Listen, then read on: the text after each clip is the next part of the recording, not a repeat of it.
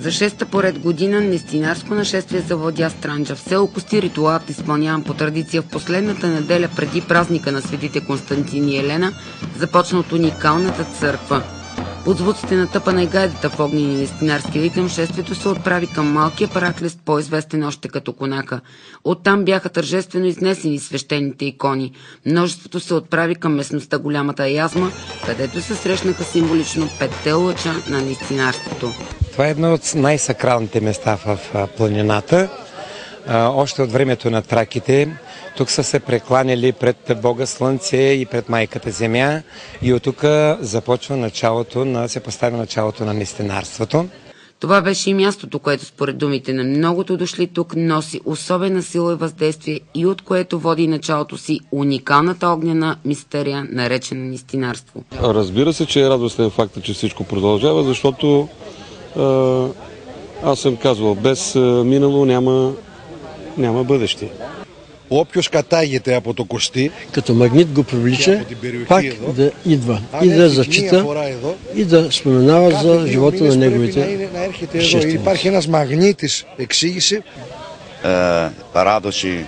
Радваме се, че поддържате тази традиция, че можем да ви гостуваме без притеснение, без всякакви формалности и че ще бъде живо това дело.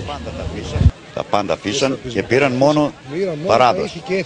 Ритуалните икони от 5-те села Българи, Кости, Граматиково, Кондолово и Сливарово бяха ритуални измици в свещения избор и поставени специалните одари, пред които свещи за здраве и благоденствие запалиха дошлите да усетят живия дух на Странджа. Традицията не може да се каже с две думи, още повече в такъв момент. Чувствата са прекрасни, с близки хора, на свято място, по свят повод. Трябва да запазим тази традиция, защото тя ни носи здраве и веселие и успехи с други. Миналата година любопитството, този път ме доведе желанието да видя това, което видях миналата година.